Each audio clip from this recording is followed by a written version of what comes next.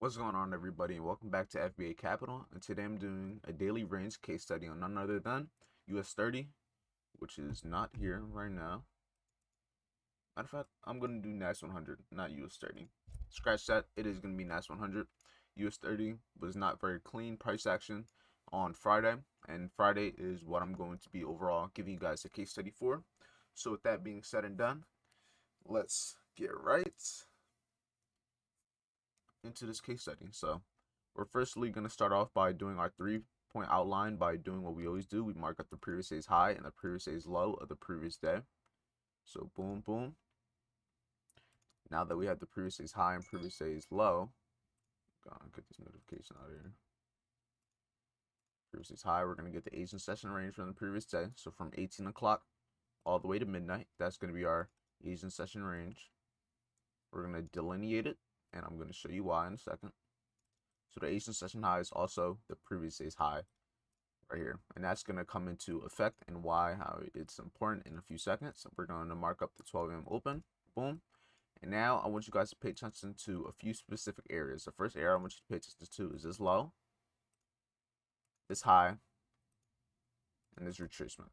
We're firstly going to start off with this high up here because it happened first. Why is my phone going all the way off? But why is this price point in here is so important? So for one, let's pay attention to where we are in price.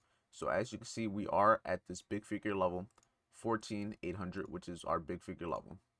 Now that's just one confirmation in this specific area. The second thing I want you to realize is look at what happened when we came across and ran above this previous day's high.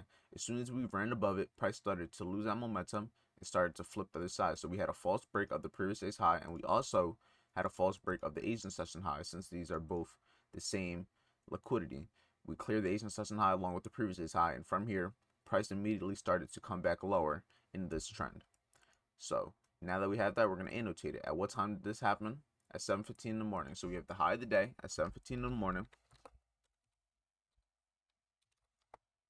Plus we had the previous day's high, false break, along with Asian range high, false break. And we also had the rejection of 14,800 big figure level. And then lastly, we were also above the 12 a.m. open, which is a good selling signal if you're looking for overall sell signs. Even though I wouldn't have been awake to trade this, now that's going to come into our second point here. So we're going to use this high, the previous day's high, and this low right here. Why these two? Because this is the move where you would have got a potential retracement to continue taking price to the downside if you would have missed the overall move. So what we're going to do is we're going to pull our fib from there to there. We're going to take off this 38.20%, and we're going to move the fib over a little bit so you can see the fib levels. Just like that. You see we had this fib retracement, and we also had the retracement into this 15-minute order block right in here. So if you would have missed that original false break, you still would have had the chance of price coming into here. And let's even refine it. If we get the 50% of this order block, just like this, you see price came right to the pip of it. Right to the pip. I'm going to leave the full thing just so when I take the screenshot, I see this all and it's easier to spot because there is a lot going on. But nonetheless, we're going to annotate this. At what time did this happen? This was at 10:30. So at 10:30 a.m., we had a retracement, fib short, plus we retraced. Did we come back into a big figure level? Yes, we did. We retraced back into 14,800 big figure level. That's one. And then we also retraced into that 15-minute bearish order block. And then from here, what happened? Price just continued to come lower and lower. Now this is going to come into this last point that we have down here. So this is important, and I'm going to tell you why. So now that we have this high of the day already annotated with the eclipse in the circle, we're going to get this previous day's low. And why am I doing that? Because we're going to anticipate where price is likely to have a retracement to. So what I'm going to do, I'm going to pull my fib from this low. I'm going to get my normal fib levels. And I'm going to draw it all the way to the high of the day. All the way up there. And now that we have the high of the day, I'm going to take off 38.20%. And now we see, look where price retraced into from this fib, from the previous day's low to the current day high of the day. And then you see price came into at 62%. If you look to the left, it also cleared this liquidity of this small short-term low. So we cleared that low, tapped into the fib long, and I don't think it was a higher time frame order block. In my opinion, I don't think there was. There wasn't. You could say this daily one, but I'm personally not going to say that. So we're just going to stick with the confirmations we do have. So we had this false break of this short-term low along with the fib long. And if you look at where we are in price, we also retraced into 14,600, which is another big figure level that price reacted off of. So just like that. Now we're going to annotate this also. So at what time did this happen? We got this retracement at 11:15 a.m. So at 11:15, I'm going to say we got the low of the day at 11:15 a.m.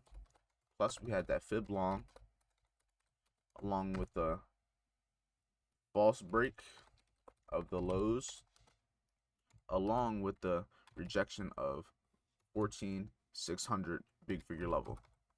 Just like that. And I don't think there was another confirmation in here. If there is, I'll keep my eye on it. But ideally, if you were looking for a buy here, it would have been a good scenario because you're also buying below the 12 a.m. open, which is another good buying signal in my opinion. But majority of this is already done. This is the majority of what happened this week. And before I'm over with this, I'm going to go over the weekly review also. So now let's get the schematic of what happened. So we had the Asian session range. London session came down, cleared the lows, came up, cleared the highs, made the high of the day during early New York session, came low again, had a retracement that ended up continuing overall going lower. So this is a good example of a New York bearish reversal. Made the high of the day during the New York session and then overall reverse on the trend, cleared the London session lows and came for the liquidity below the Asian session low also, and then came into this fib long and just continued this overall uptrend. And in my opinion, I think price is still going to probably keep this overall uptrend in my opinion based off of the higher time frames, but we're neither here nor there. So now that we have this, I'm going to take this screenshot. I'm going to send it in the Telegram chat. And if you aren't in the Telegram, make sure you join it. And if you don't want to join it, make sure you just take this screenshot so you can learn from this case study also. So with that being said, now we're going to move on to the hour time frame and we're going to look at what happened throughout this whole week. Just like this. A lot this week and last week have been trending weeks in my opinion. Prices just been moving up and up and up and up. So let's mark up when the market opened. So on Sunday, the market opened right here. You can see we had the low of the week on Monday. Had the low of the week on Monday. And then we also had the high of the week on Friday, which happens very often in my opinion. The highs and lows of the week are usually made on Fridays, Thursdays, and that's really majority of the time. Sometimes it'll be Tuesday, Wednesday, but majority of the time, the highs and lows of the week end up being Friday or Monday, because a lot of the time with these indexes, they tend to trend. So if you look at last week, Tuesday made the low of the week, Friday made the high of the week. Look at the week before that, Monday made the high of the week, Friday tried to come forward again, Tuesday made the low of the week. Let's see over here, Thursday made the high of the week and made the low of the week when it was closing. Thursday made the low of the week. Friday made the high of the week. Another example.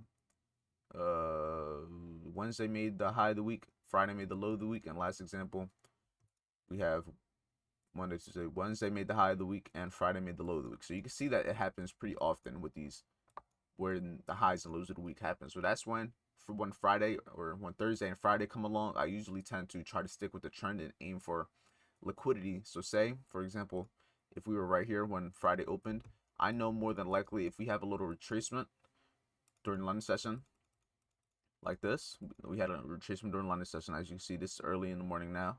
I would be ideally targeting this high because I know that price is likely to potentially keep making the high of the week based off of probabilities. And in this case, it didn't, but that's something that you could potentially do. And even though it's not going to work every time, you'll still have a good probability. So now let's make the overall little schematic. So we had the market open right here. I'm going to make this, we'll make it purple this time. We have the market open here. It came all the way down, made the low of the week, just like this. Made the low of the week. From here, ran all the way above, made the high of the week all the way up here. Came down a little bit lower, and this is where it ended up closing. So just like that. This is a little schematic of what we have for the week. So this is a good example. This is what I like to do because it gives me a good idea of what I can sense for the previous weeks to come based off of the price action from the previous week. So with that being said and done, it was a pretty bullish week, just a classic trending week. So there wasn't really good opportunities for me to catch. That's why I didn't have the best week personally, because I got caught in the mix for a lot of these trades. But it's not about how you start, it's about how you end. And it's early in the, not early, we still got a few days, less than a month. So we're going to see what this week can come. Make sure you stay tuned for my weekly market breakdown, episode 33 or 34. That's going to be coming out today also. So we're going to see what's up. If you enjoyed this video, if it helped you in any way, shape, or form and gave you a little insight on how I personally view the market and the little concepts that I used, then make sure you like, comment, subscribe, share with a friend. And with that being said, enjoy the video, share it, stay motivated by the fear of being average, and I'll see you all in my next video. So I'll see you all soon.